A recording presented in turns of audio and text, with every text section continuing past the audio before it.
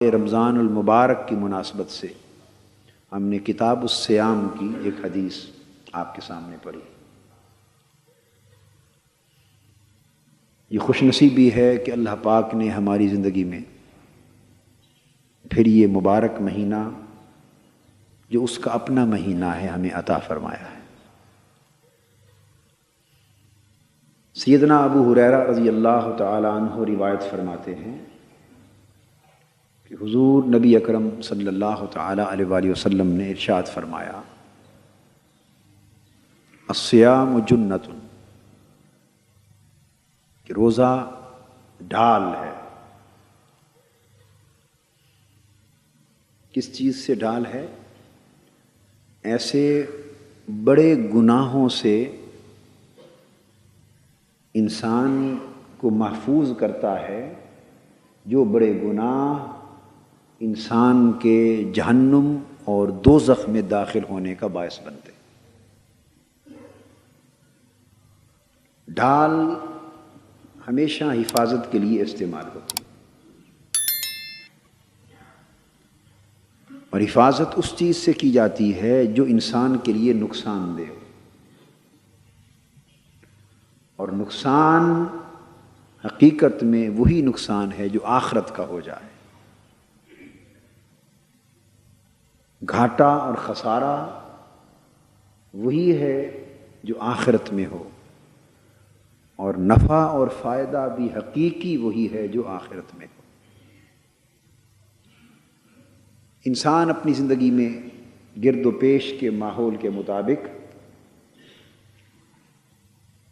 طرح طرح کے گناہوں کا ارتکاب کرتا ہے،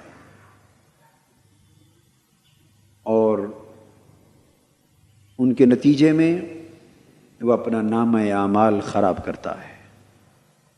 وہ گناہ اسے دھکیل کر جہنم تک لے جاتے۔ حضور علیہ الصلوۃ والسلام نے فرمایا، روزے کی پہلی خاصیت، اور خاص طور پہ ماہ رمضان المبارک کے روزے جن کا ذکر ہو رہا ہے، ان کا پہلا فائدہ اہل ایمان کے لیے یہ ہے کہ یہ بڑے بڑے گناہوں سے انسان کو بچا لیتا ہے، اپنی حفاظت کی آغوش میں لے لیتا ہے، اور انسان کے لیے ڈھال بن جاتا ہے تاکہ ان گناہوں کے سبب وہ جہنم اور دوزخ تک جانے سے بچ سکے۔ اس کا ایک پہلو یہ بھی ہے کہ حضور علیہ الصلوۃ والسلام نے ارشاد فرمایا، جب ماہ رمضان شروع ہو جاتا ہے تو فرمایا، اذا دخل شہر رمضان فتحت ابواب السماء وفی روایت فتحت ابواب الجنہ وغلقت ابواب جہنم وسلسلۃ الشیاطین۔ فرمایا جب ماہ رمضان المبارک شروع ہو جاتا ہے تو اللہ تبارک و تعالی 3 فیصلے صادر فرماتے ہیں۔ ایک یہ کہ آسمانوں کے اور جنت کے دروازے کھول دیے جاتے ہیں، جنت کے سارے دروازے کھول دیے جاتے ہیں، اور آسمانوں کے دروازوں کے کھولنے کا مطلب یہ ہے کہ اشارہ ہے اللہ پاک کی رحمتوں، نعمتوں اور برکتوں کے دروازوں کی طرف۔ کوئی دروازہ اللہ کی رحمت کا دروازہ ہے، کوئی اللہ کی بارگاہ سے مغفرت کا دروازہ ہے، کوئی اس کے فضل و کرم کا دروازہ ہے، کوئی اس کی رحمت اور اس کی قربت کا دروازہ ہے۔ الغرض اللہ پاک اپنی رحمتوں اور برکتوں اور اخروی نعمتوں کے سارے دروازے ماہ رمضان المبارک کے لیے کھول دیتے، اور جنت کے سارے دروازے بھی کھول دیے جاتے۔ اور صرف اتنا کرم نہیں ہوتا کہ جنت کے سارے دروازے کھول دیے جاتے ہیں، مطلب اس کا کیا ہے؟ مطلب یہ ہے کہ اس مہینے میں جنتی بننا لوگوں کے لیے آسان کر دیا جاتا ہے۔ سارے دروازے کھول دینے کا مطلب یہ ہے کہ جنتی بن جانا، اللہ کی بارگاہ قرب تک پہنچ جانا، اس کے فضل و کرم اور اس کی نعمتوں کا مستحق بن جانا، اور اس کی رحمتوں اور بخششوں سے نوازا جانا، سال کے بقیہ 11 مہینوں کے مقابلے میں اس مہینے میں بڑا آسان کر دیا جاتا ہے۔ وغلقت ابواب جہنم، اور دوسرا فیصلہ یہ ہوتا ہے کہ دوزخ کے سب دروازے بند کر دیے جاتے، دوزخ کے دروازے بند کر دیے جاتے ہیں۔ مطلب یہ ہوا کہ وہ عوامل جو انسان کو جہنمی بناتے ہیں، وہ بڑے گناہ جن کا ذکر ابھی ہو رہا تھا، وہ محرکات، وہ عوامل، وہ اسباب جو انسان کو کھینچ کر جہنم کی طرف لے جاتے ہیں، ان میں اتنی بڑی کمی کر دی جاتی ہے کہ جس کمی کی طرف اشارہ کیا جا رہا ہے کہ لوگوں، ہم نے تو جہنم کے دروازے بند کر دیے ہیں، اب تمہاری مرضی کہ اب بھی جنتی نہ بن سکو تو نصیب ہے تمہارا۔ یعنی ہم نے تو جہنم کے دروازے بند کر دیے، جنت کے دروازے کھول دیے، یعنی تمہیں ایک ایسا ماحول عطا کر دیا جس ماحول میں دوزخی بننے کی گنجائش کم اور جنتی بننے کی گنجائش زیادہ ہے۔ اب تمہارا نصیب ہے کہ پھر بھی اللہ کی بارگاہ کی رحمتوں کی خیرات نہ پا سکو۔ وَسُلْسِلَةِ الشَّيَاطِينَ، اور تیسرا فیصلہ فرمایا کہ شیطانوں کو زنجیروں سے جکڑ دیا جاتا ہے، شیطانوں کو زنجیروں سے جکڑ دیا جاتا۔ دو عوامل ہوتے ہیں انسان کو گمراہ کرنے کے، ایک خارجی عامل وہ شیطان کا، ایک داخلی عامل وہ انسان کا نفس۔ تو اللہ پاک نے فرمایا کہ ہمیشہ انسان جب برائی کر بیٹھتا ہے تو کہتا ہے کہ لعنت ہو شیطان پر، اس نے مجھے بہکا دیا۔ بے شک وہ شیطان لعنت کا مستحق ٹھہرا، مگر شیطان کے بہکاوے میں آ جانا یہ زیادہ تر بدی اور تباہی اور ہلاکت کا باعث بنتا رہتا ہے۔ فرمایا کہ ہم اپنے بندوں پر اتنا کرم بھی کرتے ہیں کہ جتنے شیطان ہیں انسان کو بہکانے والے، ان کو اس مہینے کے لیے جکڑ کے بند کر دیا جاتا ہے۔ گویا خارجی عوامل بھی روک دیے جاتے ہیں، بس صرف ایک اندر کا عامل انسان کا اپنا نفس رہ جاتا ہے، صرف ایک اندر کا عامل رہ جاتا ہے انسان کا نفس، اور پھر اس نفس کی اصلاح کے لیے روزہ عطا کر دیا ہے کہ صبح سے شام تک اللہ کی رضا پر روزہ رکھنا، اور رات کو اللہ کی رضا میں قیام کرنا، اور پھر قیام کے دوران اللہ کا کلام سننا۔ یہ وہ تین کام ہیں جن سے نفس کی اصلاح ہوتی۔ تو فرمایا لوگوں، نفس کی اصلاح کا ماحول عطا کر دیا، شیطانوں کو جکڑ دیا، دوزخ کے دروازے بند کر دیے، جنت کے دروازے کھول دیے، اور سراسر رحمتوں اور برکتوں کا ایک ماحول عطا کر دیا۔ کیا اب بھی کمی ہے اس بات میں رہ گئی کہ تم مولا کے شکر گزار بندے بن جاؤ، تم متقی بن جاؤ، اللہ کی رحمتوں، نعمتوں اور جنتوں کے حقدار بن جاؤ؟ اگر اب بھی نہ بن سکو تو اس سے بڑی بدبختی اور شومی قسمت اور محرومی اور کیا ہوگی۔ وہ جو فرمایا نا کہ یہ روزے جو ہیں ڈھال ہیں، تو ڈھال کا مفہوم آپ سمجھ گئے دوسری حدیث سے کہ کتنے بچاؤ اللہ پاک نے ان روزوں کے مہینے میں عطا کر دیے، اس لیے ان کو ڈھال کر دیا کہ یہ ڈھال ہے۔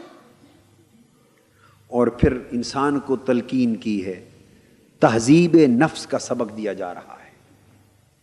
ماہ رمضان المبارک جہاں جہنم سے بچاؤ کی ڈھال بن گیا، بڑے گناہوں سے بچاؤ کے لیے ڈھال بن گیا، وہاں نفس کی تہذیب اور نفس کا تزکیہ اور اخلاق کی تعلیم و تربیت کا ماحول بھی ماہ رمضان میں عطا کیا جاتا ہے۔ فرمایا فلا یرفث ولا یجہل، اے روزے دارو،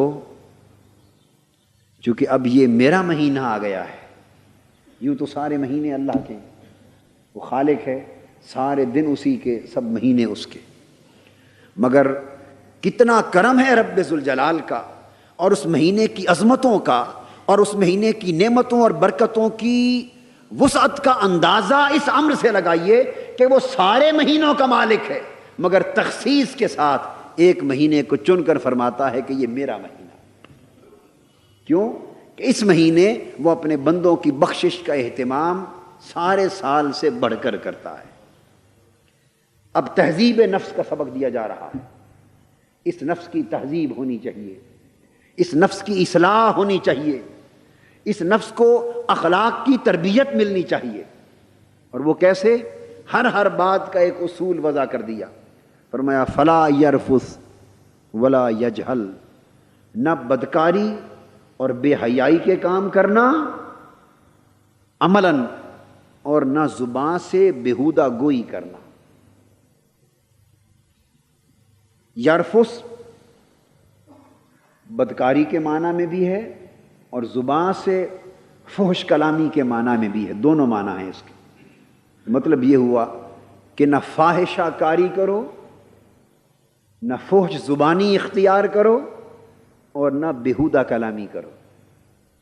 گویا تمہارا جسم بھی برائی سے بچ جائے، اور خالی جسم بچانا مقصود نہیں، فرمایا ولا یجہل، تمہاری زبان بھی بد کلامی تو درکنار، بیہودہ گوئی سے بھی بچ جائے۔ یہ زبان لغو گوئی سے ایک مہینے کے لیے بچ جائے۔ جب ایسے حکم دیے جاتے ہیں اس کا مطلب یہ بھی نہیں ہوتا کہ جب یہ مہینہ ختم ہو جائے تو پھر یہ سارے برے کام تمہارے لیے کھل گئے، نہیں، یہ اہتمام خاص کی طرف اشارہ ہے۔ کیوں؟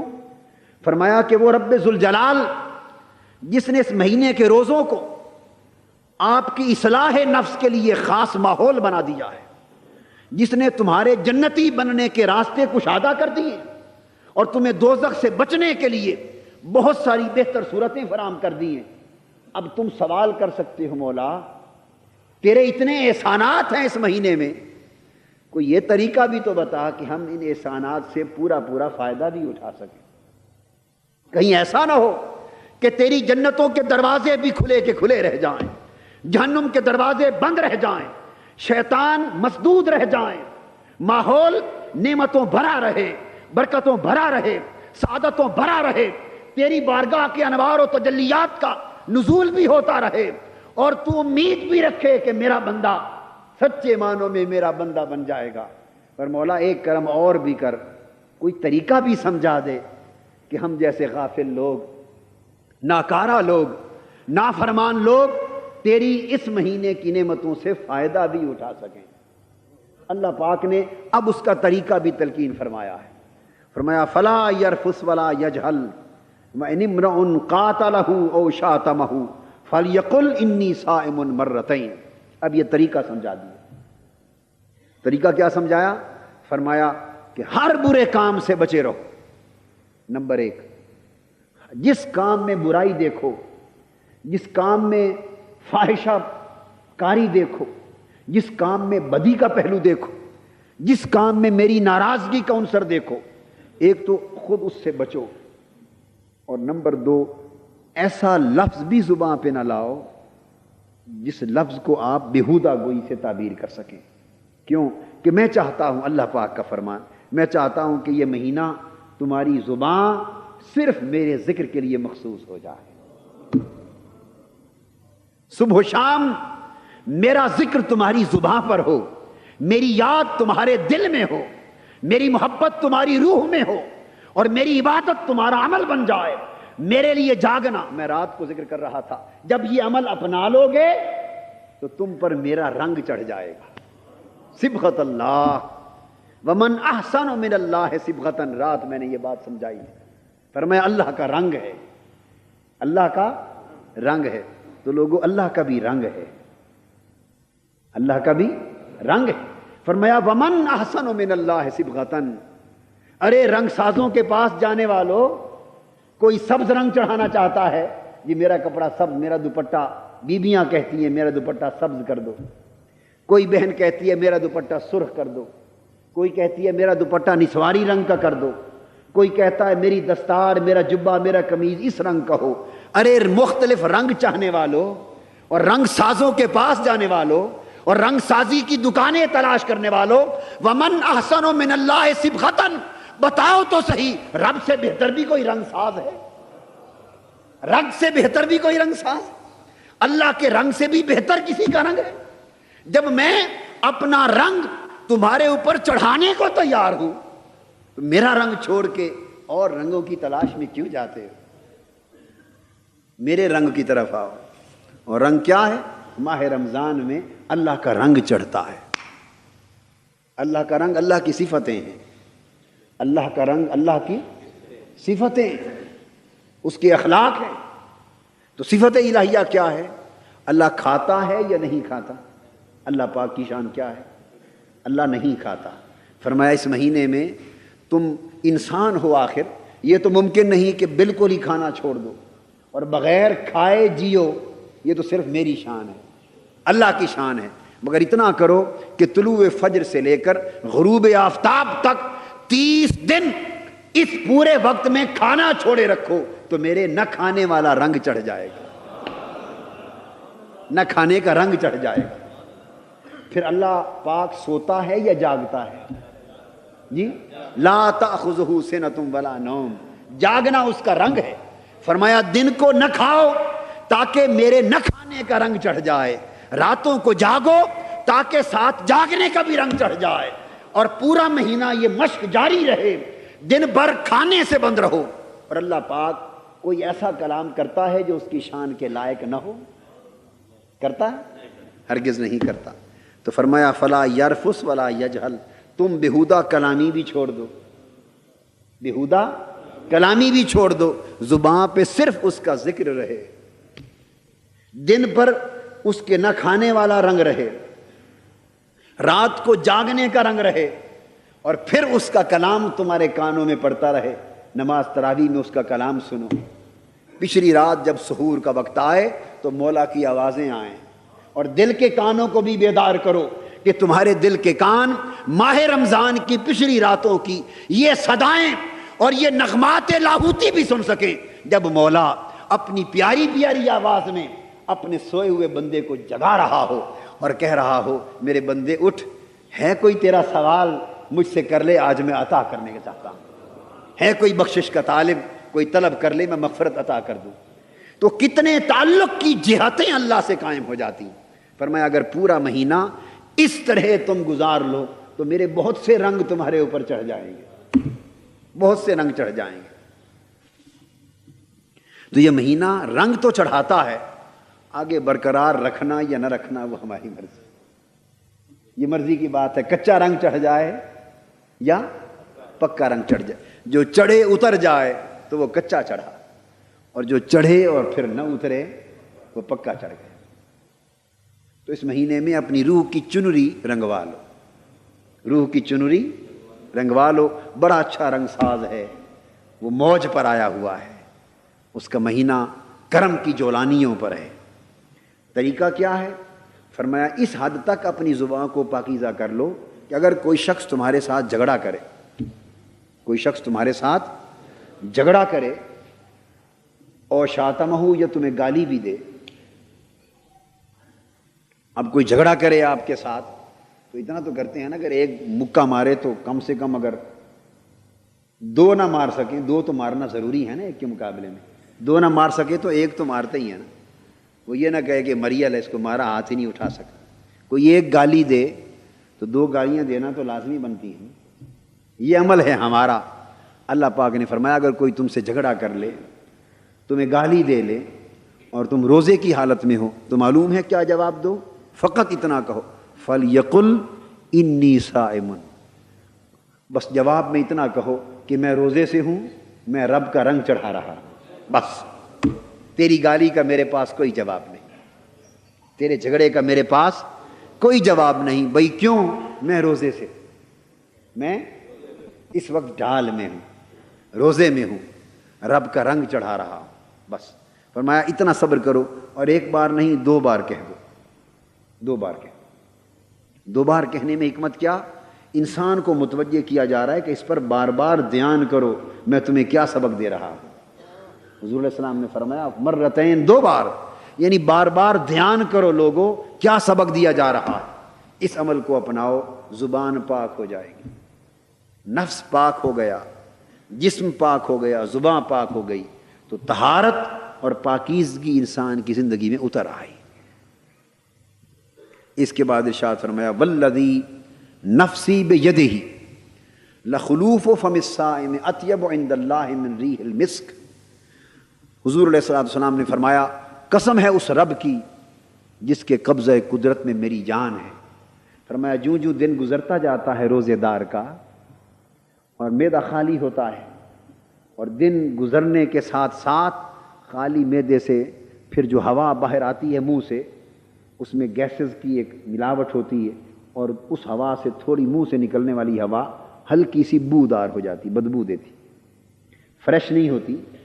وہ بھوک کا ایک اثر ہے، وہ زبان سے جب آپ کی منہ سے جب ہوا نکلتی ہے، سانس لیتے ہیں تو وہ محسوس ہوتا ہے۔ عام حالات میں، یہ بات خاص نکتہ، عام حالات میں کسی شخص کو وہ سانس اور اس کی وہ بدبو اس ہوا کی پسند نہیں ہوتی، مگر یہاں فرمایا حضور علیہ السلام نے، مجھے اپنے رب کی قسم جس کے قبضہ قدرت میں میری جان ہے، کہ اللہ پاک کا ارشاد یہ ہے کہ روزے دار کے منہ کی بدبو بھی مجھے کستوری کی خوشبو سے بھی زیادہ پیاری ہے، کستوری کی خوشبو سے زیادہ پیاری۔ تو وہ بدبو ہی نہ رہی، بدبو اب آپ نے دیکھا کہ تھی بدبو اور خوشبو سے بہتر ہو گئی، تھی بدبو اور خوشبو سے بہتر ہو گئی۔ اس کا نقطہ کیا ہے؟ یعنی واقعہ کیا بدبو نہ تھی؟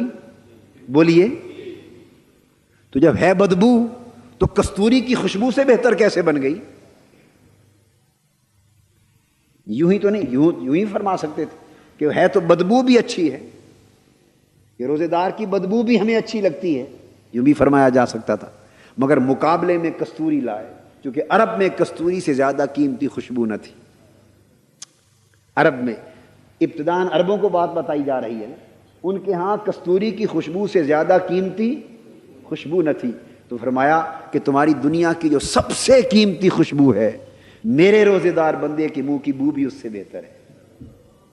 یہاں ایک امر کا اشارہ ہے۔ یہ بدبوئیں کیسے بنتی ہیں، خوشبوئیں کیسی بنتی ہیں، اچھائیاں کیسے بنتی ہیں اور برائیاں کیسے بنتی ہیں، یہ ایک خاص علمی اور شرعی نکتہ ہے۔ اس میں فلاں چیز اچھی ہے، فلاں چیز بری ہے، تو سوال یہ ہے کہ اچھائی اور برائی کیا کسی چیز کی اصل خصلت ہے یا امر سے بنتی ہے؟ سمجھانا یہ مقصود ہے کہ اصل خصلت نہیں ہے کسی چیز کی، فلاں چیز اچھی ہے، فلاں بری ہے، فلاں فلاں سے اچھا ہے اور فلاں فلاں سے برا ہے، تو نہ فلاں اصل میں اچھا تھا اس سے اور نہ فلاں اصل میں اس سے برا تھا، اصل میں تو ساری چیزیں برابر تھی، اصل میں تو ساری چیزیں برابر تھی، بکرا تھا یا خنزیر تھا، بکرا تھا یا خنزیر تھا، اصلاً تو دونوں برابر تھے، اصلاً تو دونوں برابر تھے۔ ہر وہ چیز جسے اچھی اور بری خصلت کے ساتھ آپ اور ہم منسوب کرتے ہیں، اصلاً وہ ایک شے تھی، مگر کچھ چیزیں اچھی ہو گئیں اور کچھ بری ہو گئیں، کچھ چیزیں حلال ہو گئیں اور کچھ چیزیں حرام ہو گئیں۔ بکرا کیوں حلال رہا، خنزیر کیوں حرام ہو گیا؟ اس لیے کہ اس حلال کرنے والے امر والے نے بکرے کو حرام نہ کہا، سو وہ اپنی اصل حالت پر حلال رہا، اور اس امر والے نے خنزیر کو حرام کہہ دیا، سو وہ اپنی اصل حالت سے ہٹ کر حرام ہو گیا۔ نکتہ یہ سمجھایا جا رہا ہے، خوشبو ہو یا بدبو، اچھائی ہو یا برائی، نیکی ہو یا بدی، پسند ہو یا ناپسند، اسلام نے ہر شے کا ایک معیار دیا ہے، اور وہ معیار انسانی عقل و خرد کا پیمانہ نہیں، انسانی عقل اسے سمجھنے کے لیے کام آ سکتی ہے، مگر عقل کو یہ حق نہیں کہ وہ اصلاً کسی کے حلال و حرام ہونے کا فیصلہ کر دے، اصلاً اچھے اور برے ہونے کا فیصلہ کر دے۔ یہ حق صرف مولا کے امر کو ہے، اللہ کے امر کا حق ہے، اس کا امر ہے، بس جب اس کا امر ہو گیا تو چیز اچھی ہو گئی، امر ہو گیا تو چیز بری ہو گئی۔ یہاں واقعہ میں سمجھاتا ہوں، سیدنا آدم علیہ السلام کو اللہ پاک نے ان کی تخلیق کے بعد فرشتوں کو حکم دیا کہ آدم کو سجدہ کرو۔ اب امر سے کس طرح دین کے احکام وضع ہوتے ہیں؟ حکم دیا، اذ قلنا للملائکۃ اسجدوا لآدم فسجدوا الا ابلیس، اور یاد کرو وہ وقت جب ہم نے تمام فرشتوں کو حکم دیا کہ آدم کو سجدہ کرو، بس سب نے سجدہ کر دیا سوائے ابلیس کے۔ اب پہلی بات تو یہ کہ اللہ کے سوا پہلے بھی کسی اور کو سجدہ ہوا تھا، اور اللہ کے سوا کسی اور کے لیے سجدہ روا تھا؟ ایک بات تو ذہن نشین یہ کر لیں کہ یہ سجدہ سجدہ عبادت نہ تھا، سجدہ تعظیم تھا۔ یہ سجدہ عبادت نہ تھا بلکہ سجدہ تعظیم تھا۔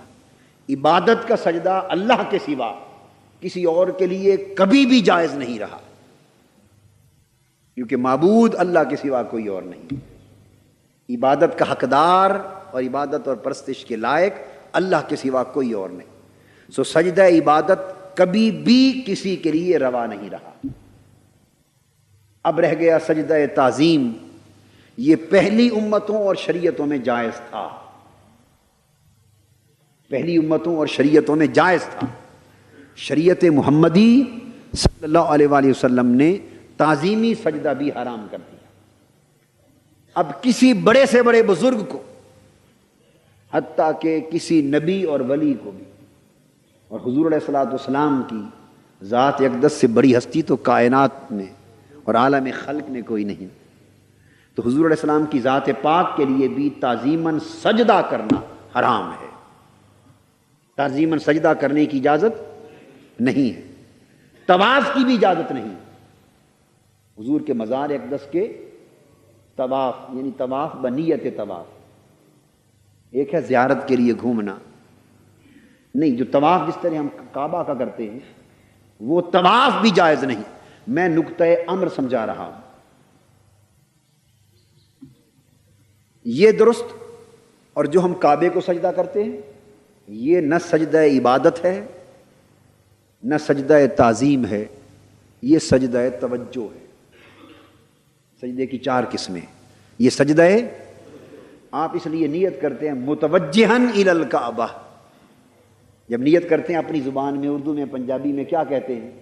عبادت اللہ کی منہ طرف کعبے کے، جو شروع سے وہی لفظ پکے ہوئے ہیں نا آپ کو، جو شروع میں مولوی صاحب نے پکا دیے تھے، منہ طرف کعبے کے ہیں، وہی پرانی زبان، تو منہ طرف کعبے کے، گویا سجدہ کعبے کو نہیں ہے، صرف منہ اس طرف ہے۔ عبادت کعبے کی نہیں ہے، عبادت اللہ کی ہے، مگر اللہ کی عبادت کرنے کے لیے کسی نہ کسی سمت منہ تو کرنا ہے،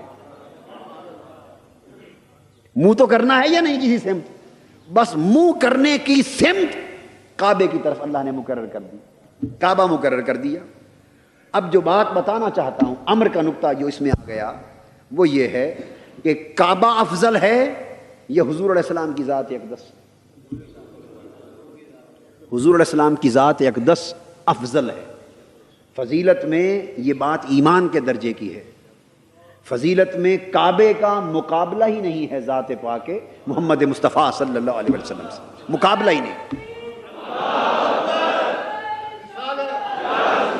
یاد رکھ، اب پھر آگے بڑھیں، حضور علیہ السلام کی ذات اقدس کی بات تو کیا کہنا، آقا دو جہاں صلی اللہ علیہ وسلم کی قبر انور جہاں جسد مصطفیٰ مس ہو رہا ہے، کعبہ اس زمین کے خطے کا بھی مقابلہ فضیلت میں نہیں کر سکتا۔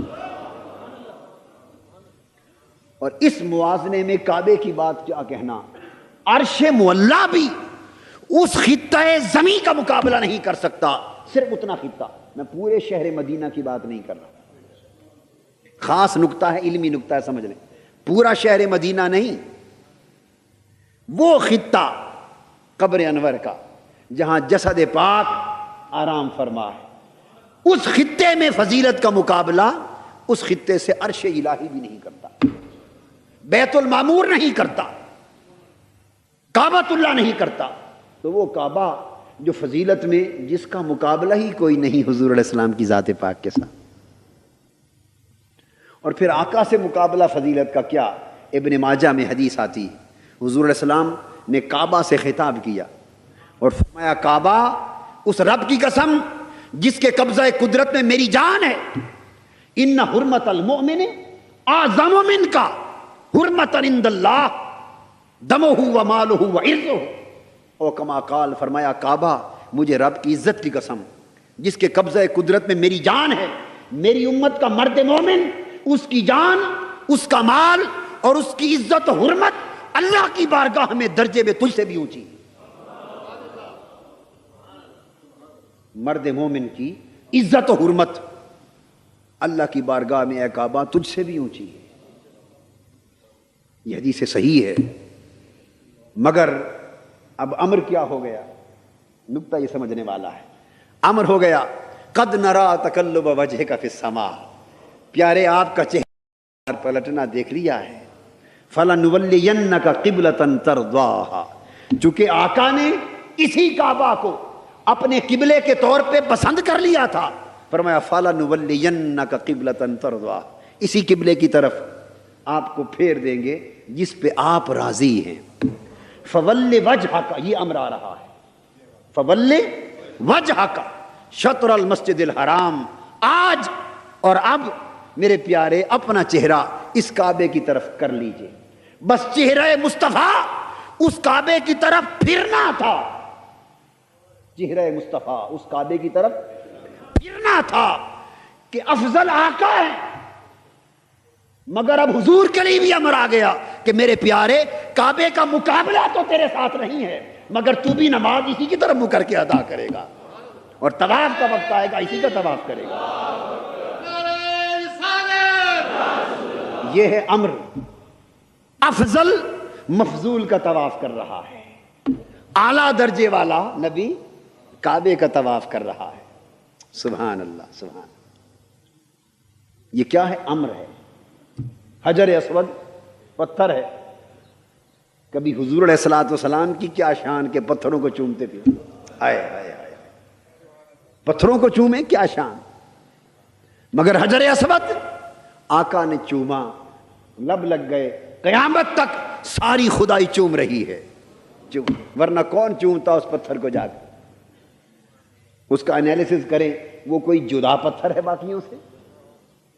اپنی ترکیب میں، ہیئت میں، کانسٹیٹیوشن میں سیدنا فاروق اعظم سے پوچھو رضی اللہ تعالیٰ عنہ، طواف کر کے حجر اسود کے سامنے کھڑے ہو گئے، حجر اسود سے خطاب کیا، کہا انک حجر لا تنفع ولا تضر، واللہ ما قبلتک لولا رأیت رسول اللہ صلی اللہ علیہ وسلم یقبلک۔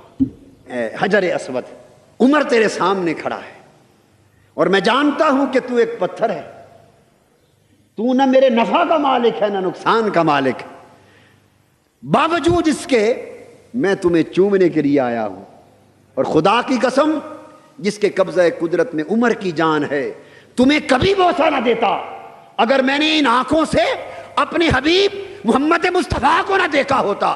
ان کے لب تجھ سے لگے تھے، انہوں نے تمہیں چوما تھا، انہوں نے تمہیں چوما تھا۔ کیوں چوما؟ یہ تو چومنے والے جانے، ہم تو امر کے غلام ہیں۔ کیوں چوما؟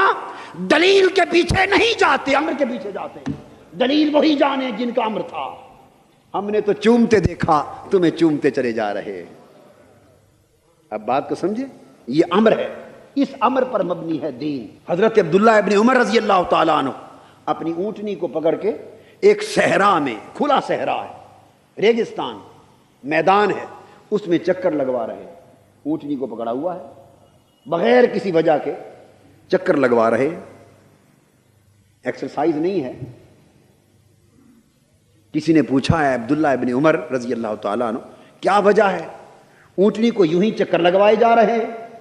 فرمانے لگے ہم وجہ کو کیا جانے، ہم وجہ کو کیا جانے، یہ وجہ تو مجھے بھی معلوم نہیں، فقط اتنی بات وہ کہتے ہیں کہ رأیت رسول اللہ صلی اللہ علیہ وسلم یفعلها کذا ففعلتها، میں نے ایک روز اپنے آقا کو دیکھا تھا کہ اپنی اونٹنی کو یہاں چکر لگا رہے تھے، وجہ تو وہی جانتے ہیں، میں تو یار کی ادا پہ عمل کر رہا ہوں۔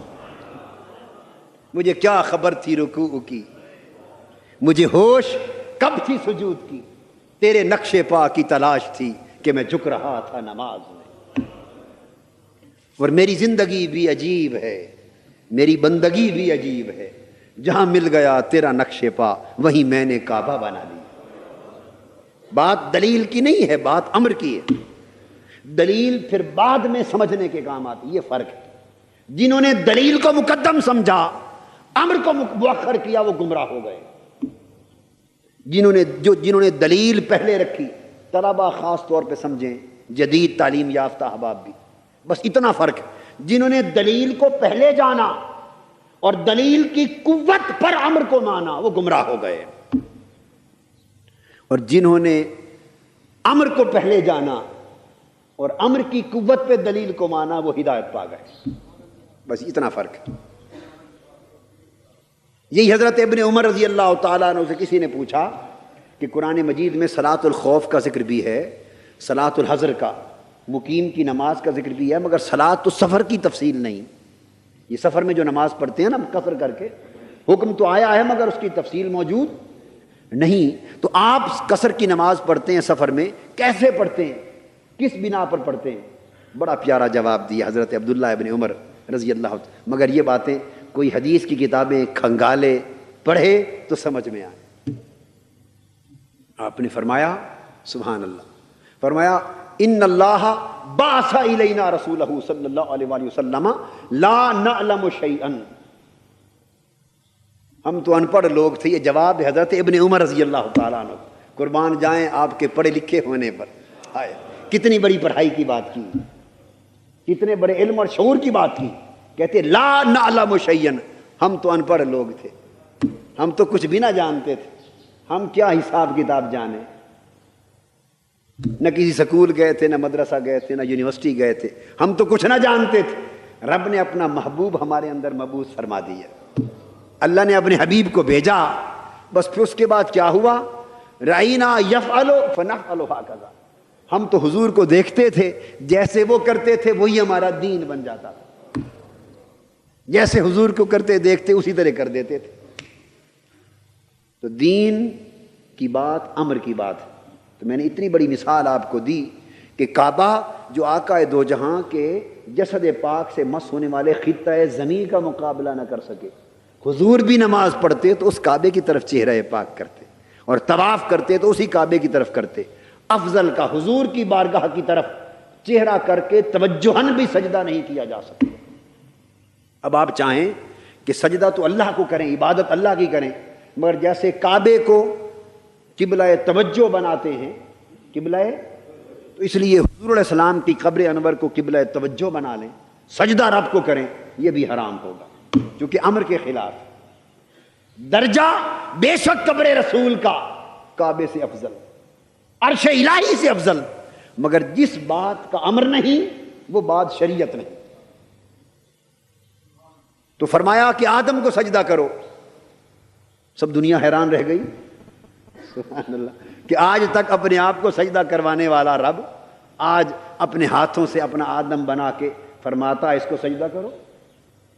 تعظیمی سجدہ تھا، عبادت کا تو نہ تھا، مگر چونکہ امر تھا یہی حکم ہو گیا۔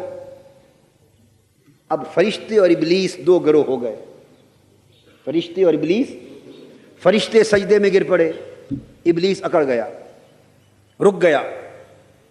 یہ بتا رہا ہوں کہ بدبو کیسے خوشبو بنتی، بدبو کیسے خوشبو بنتی، اور خوشبو کیسے بدبو بنتی۔ یار کی مرضی آ جائے تو بدبو بھی خوشبو ہے، اور یار رضا راضی نہ ہو تو خوشبوئیں بھی بدبو ہیں۔ بلے شاہ صاحب کیا کہتے ہیں رحمت اللہ علیہ، میں شعر تو اس وقت ذہن میں نہیں رہا، وہ کہتے ہیں کہ محبوب اگر جہنم میں، اشارہ کرتے ہیں مجاز کی بات ہے، جہنم میں مل پڑے تو ہماری جنت بھی وہی، اور محبوب جنت میں بھی نہ ملے تو ہماری جہنم وہی۔ امر کی بات ہے، تعلق کی بات ہے۔ حدیث پاک میں ہے قیامت کے دن اللہ پاک کے سامنے اللہ پاک کا حکم ہوگا کہ کافروں کے بتوں کو اٹھا کے دوزخ میں پھینک دو۔ یہ امر کی امتثال امر اور اتباع امر اور عدم اتباع امر کا فرق سمجھا رہا ہوں۔ رمضان کا مہینہ یہی سبق سکھانے کے لیے آتا۔ بتوں کو جہنم میں پھینک دیا جائے گا، کافر دیکھ رہے ہوں گے کہ ہمارے معبود گئے، اس کے بعد فرمایا جائے گا کہاں ہیں ان بتوں سے پیار کرنے والے، کافر مشرک کھڑے ہوں گے، اللہ پاک فرمائے گا تمہیں ان بتوں سے، اپنے جھوٹے معبودوں سے پیار تھا، محبت تھی نا؟ جی ہاں محبت تھی، تو تمہارے محبوب دوزخ میں چلے گئے ہیں، تم بھی چلے جاؤ، تم بھی چلے جاؤ۔ محبت کی پہچان ہو رہی، پرکھ ہو رہی، وہ کہیں گے مولا یہی جلتے اچھے ہیں جہنم میں، ہمیں بچا لے،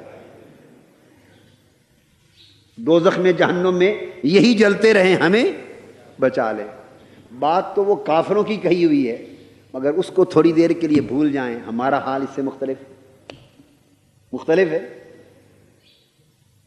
اچھے وقت کے سارے ساتھی، برے وقت کا کوئی بھی نہ، یہ ہمارا ایمان ہے، یہ ہماری محبتیں، ملتا رہے تو سارے سنگی، نہ ملے تو ہر کوئی دشمن، عمر پر صحت رہے تو رب اچھا، 4 روز کی بیماری ہو جائے تو بیماریاں ہمارے لیے ہی لکھی تھی، ہائے ہائے، عمر بھر میٹھا دیتا رہے تو رازق اچھا، 2 دن کڑوا آ جائے تو یہ کڑوے ہمارے لیے ہی تھے، ہائے ہائے ہائے۔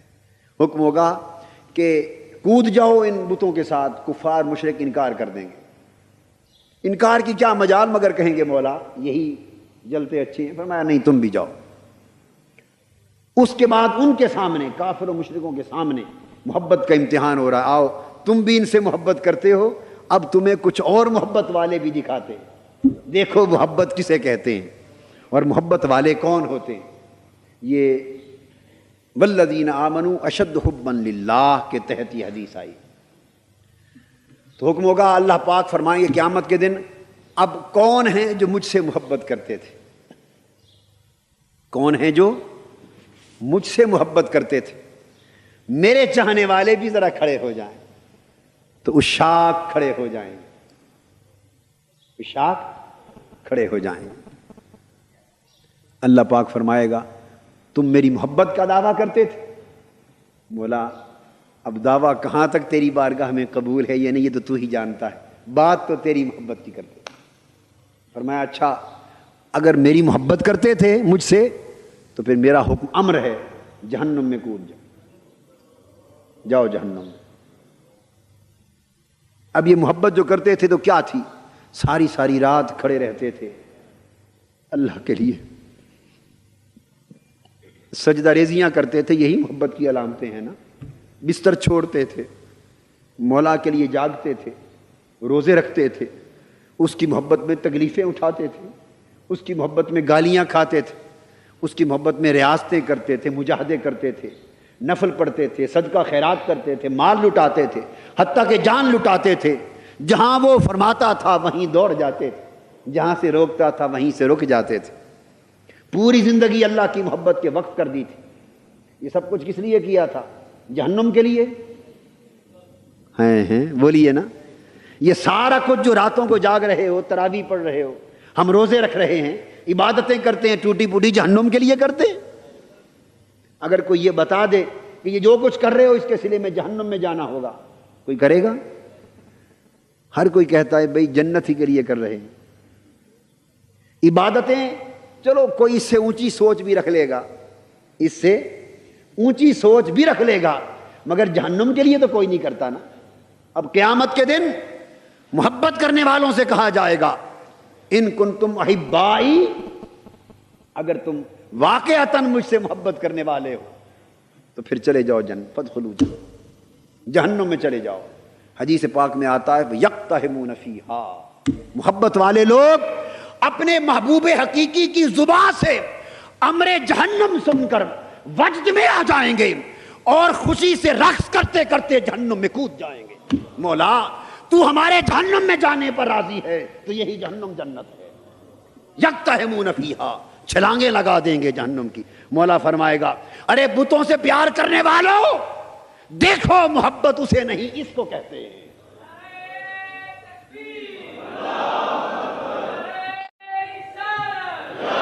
محبت اسے کہتے ہیں، مگر اس امر کی تعمیل کون کریں گے؟ محبت والے، نیری خشک عبادت والے نہیں۔ ہم تو خشکے ہیں، ہم تو خشکے، خشک عبادت، دین سے محبت کی چاشنی کو نکال رہے ہیں، محبت کی چاشنی خالی، جس عمل میں محبت کی چاشنی نہ ہو وہ اللہ کی بارگاہ کی قربت کا باعث نہیں ہوتا۔ وہاں محبت نہ ہوگی اور عبادت ہوگی تو کوئی یہ بھی کہہ سکتا ہے مولا یہ ساری زندگی تیری عبادت کی، نمازیں پڑھی، یہی صلہ دینا تھا جہنم کا۔ یا کوئی یہ بھی پوچھ سکتا ہے کہ اچھا ابھی کود تو جاتے ہیں تو بتا یہ اسی میں ہی رہیں گے یا بعد میں نکالے گا بھی؟ چوری والے مجنوں نا اسی طرح کہیں گے، چوری والے مجنوں، اچھا مولا تیرا امر مانتے ہیں، کودتے تو ہیں، جاتے تو ہیں، انکار تو نہیں، پر اتنا اشارہ تو دے دے اسی میں ہی رہنا ہے یا بعد میں نکالنا بھی ہے تو نے؟ یہ خالی امتحان کروا رہا ہے یا حقیقت؟ اگر تو نرا امتحان ہے تو کودتے ہیں، حقیقت ہے تو ہمارے حال میں مہربانی فرما۔ ہائے ہائے ہائے، یقتحمون فیہا، محبت کا سودا ہی الگ ہے۔ محبت والے کہاں دیکھتے ہیں کہ اسی میں رہنا ہے یا نہیں رہنا، بس محبوب کا امر ہے یہی امر ہے۔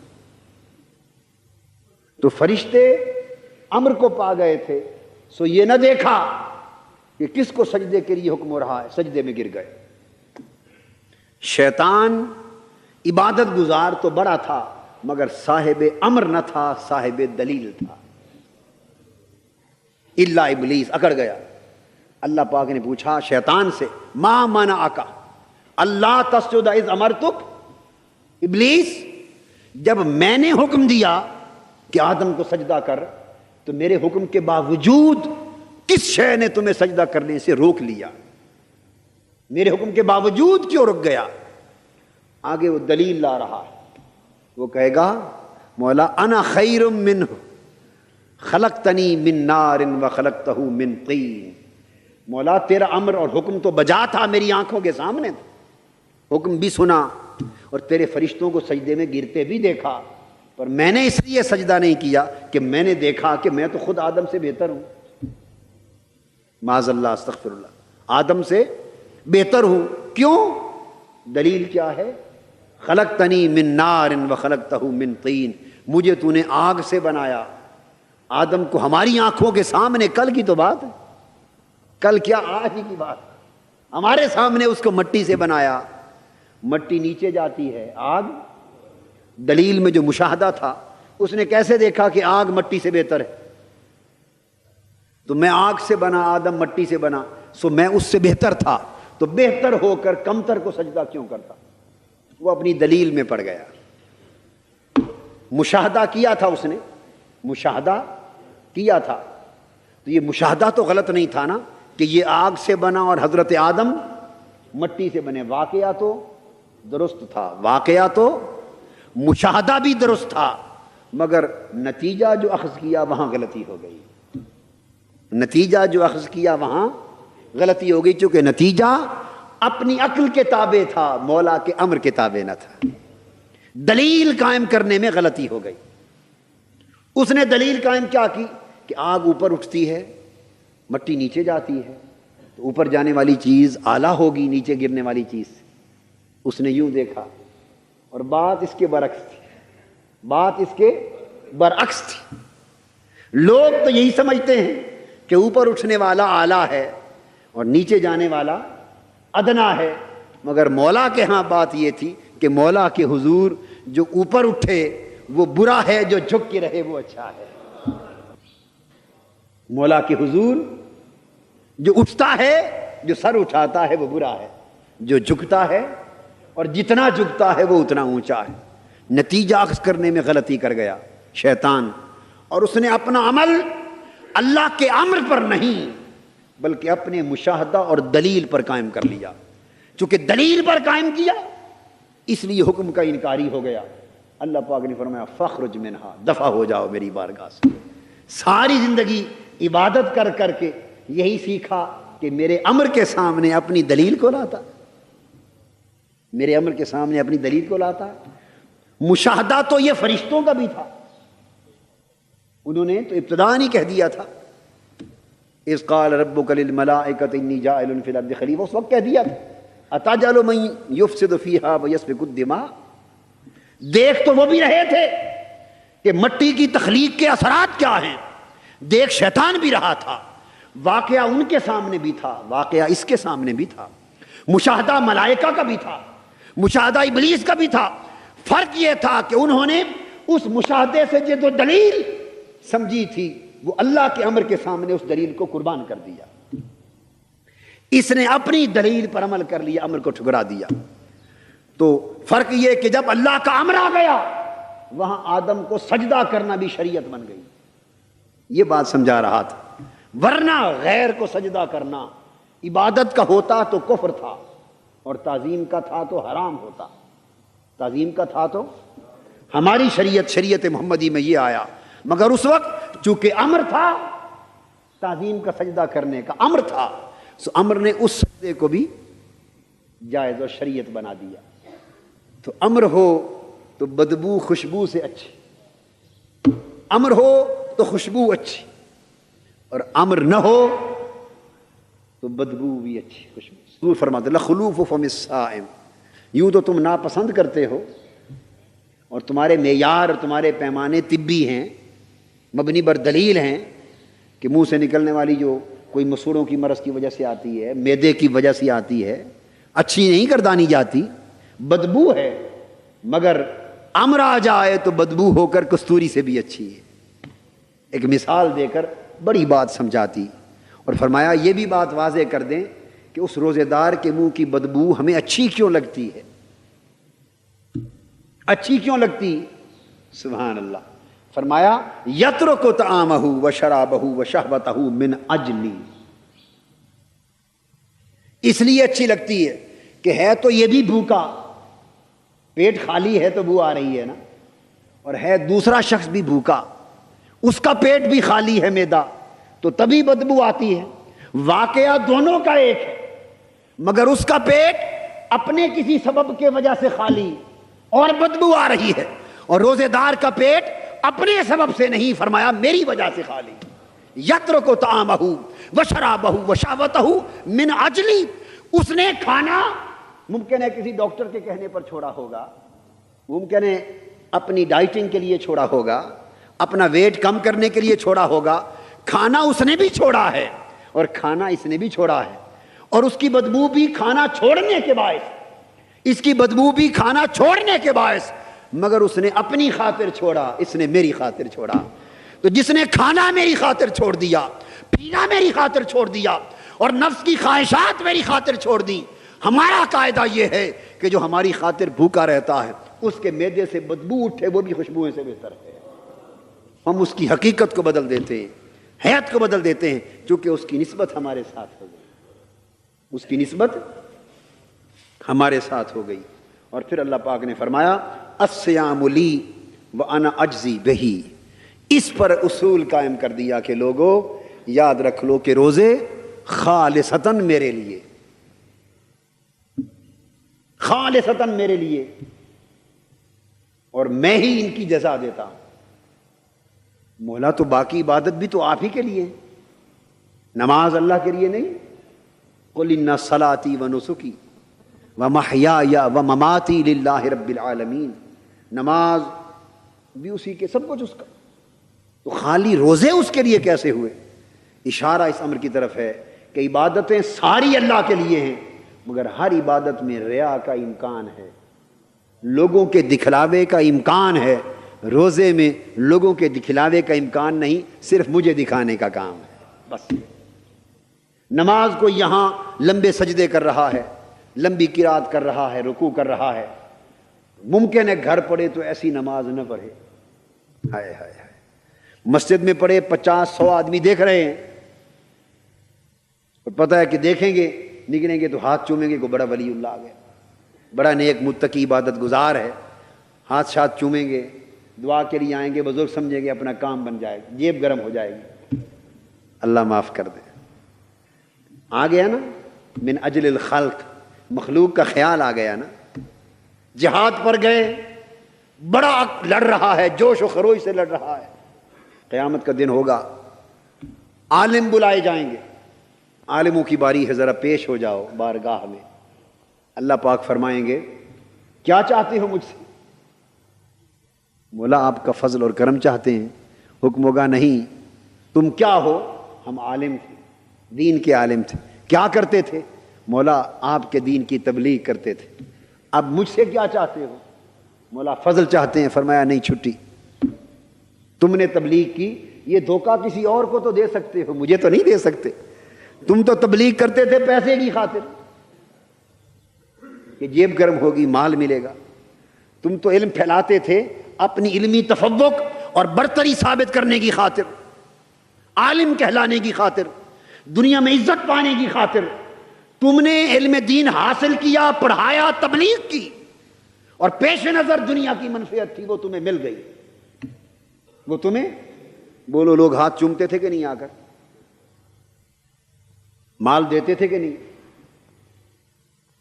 اب یہ انحصار اس کی نیت پر ہے. ان سے فرمائے گا اللہ پاک جو ایسے ہوں گے، جو یہ نہیں کہ علماء دین کی اللہ کے ہاں تکریم نہ ہوگی، نہیں، یہ طبقہ ہوگا. یہ کون ہوگا؟ ایک طبقہ جو علم دین کی اشاعت اور تبلیغ اس نیت سے کرتے ہوں گے. تو وہ لوگوں سے تو چھپا لیں گے نیت، مگر اللہ سے تو نہیں چھپائی جاتی.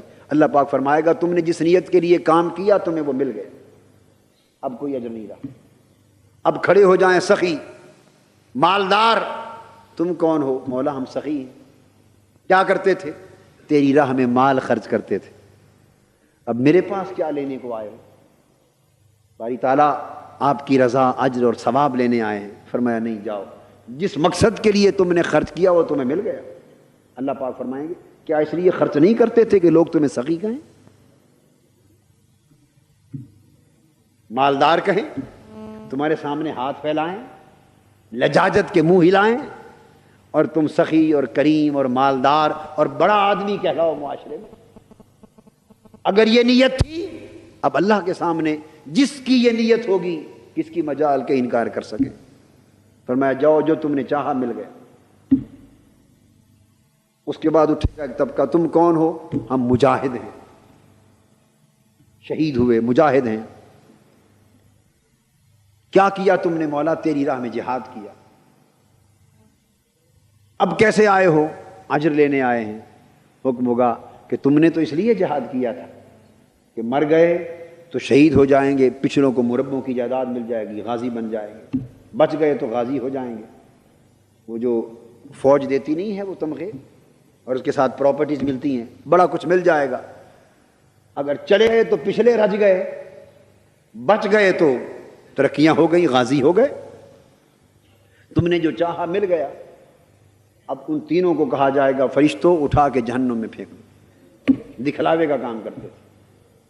قرآن مجید نے اس لیے کہا ارأیت الذی یکذب بالدین فذلک الذی یدعو الیتیم ولا یحض علی طعام المسکین فویل للمصلین الذین هم عن صلاتهم ساہون.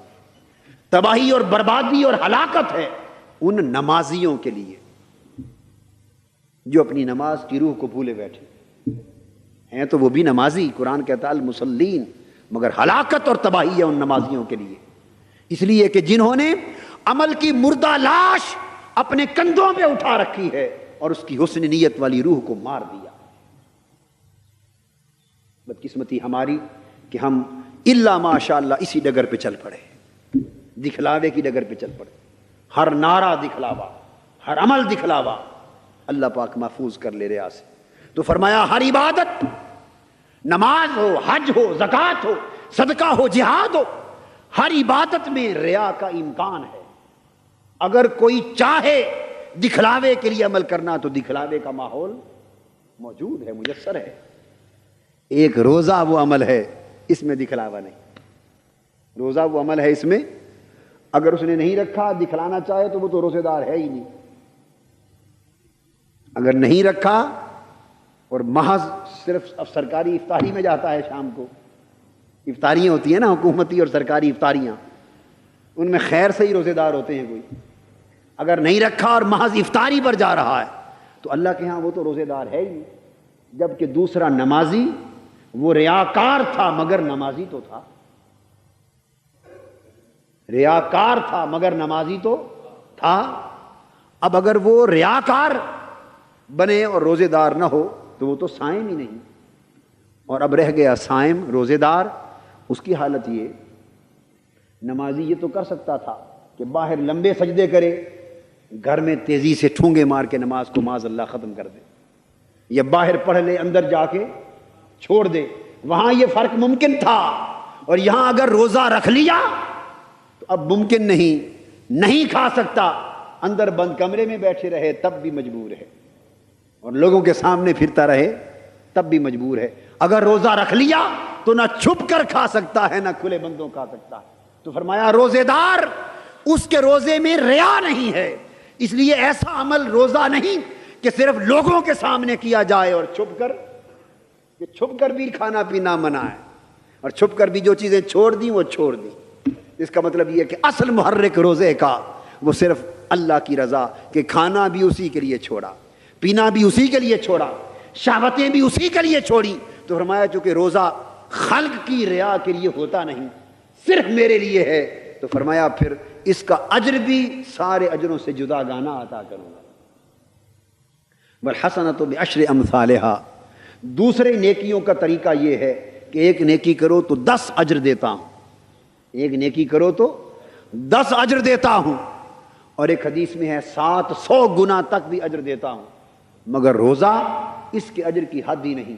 یہ مجھ پہ چھوڑ دو، جب آؤ گے تو روزے دار بن کر تو آؤ، دیکھو پھر اجر کی کیا بہاریں لگتی ہیں، کیا ذخیرے لگتے ہیں۔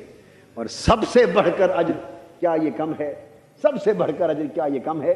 فرمایا للصائم فرحتان، فرحۃ عند فطرہ وفرحۃ عند لقاء ربہ۔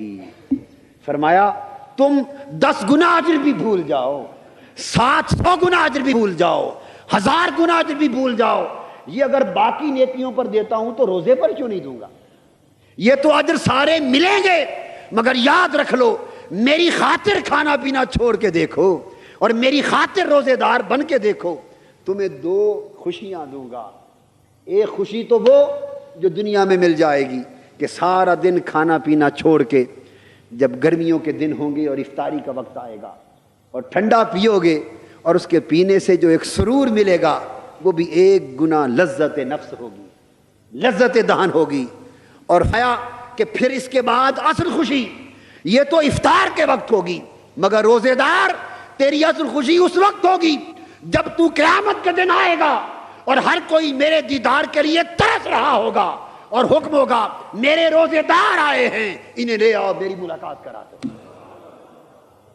عند لقاء ربہ، تمہیں میری ملاقات نصیب ہوگی، میرا وصال نصیب ہوگا، میری بارگاہ کی بالمشافہہ حاضری نصیب ہوگی۔ تو سوچو اس وقت تمہاری خوشی اور لذت و حلاوت کا عالم کیا ہوگا۔ اور اس کے ساتھ جو آپ سوچ سکتے ہیں کہ افطاری کی لذت کو اللہ نے اپنی ملاقات کی لذت کے ساتھ ملا کے کیوں بیان کیا، خیال آ سکتا ہے، اس کی وجہ بھی سمجھا دوں۔ وجہ یہ ہے کہ انسان کو اللہ پاک نے آخرت کی نعمتیں سمجھاتے ہوئے دنیا کی کسی نہ کسی لذت کی مثال دی ہے۔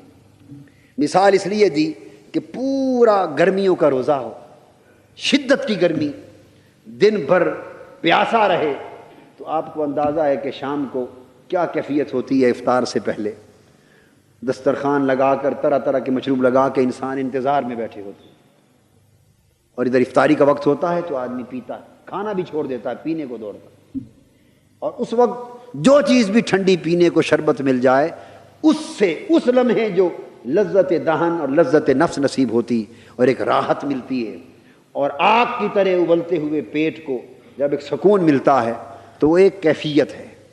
اللہ پاک نے تمثیلاً اس کیفیت کی طرف متوجہ کیا کہ تم ہر روز جب روزہ افطار کرتے ہو اور پیتے ہو تمہیں شراب ملتی ہے، یعنی پانی ملتا ہے، شراب افطار، شربت افطار ملتا ہے، شربت افطار ملتا ہے۔ تو دیکھو اس شربت افطار کے وقت تمہاری لذت کیا ہوتی، اس لذت کو ذہن میں لے آؤ، اور فرمایا کہ اب دیکھو یہ تو اس شربت افطار کی لذت تھی، اور جب وقت آئے گا تمہارے روزے کی اصل افطاری کا اور شربت دیدار پلایا جائے گا، تو پھر لذت و حلاوت کا عالم کیا ہوگا۔ فرمایا اور نیکیوں کے 10 گنا اجر دیتا ہوں، مگر روزے دار کے لیے اپنے دیدار کا اجر دیتا ہوں، اپنی قربت اور اپنی ملاقات کا اجر دیتا ہوں۔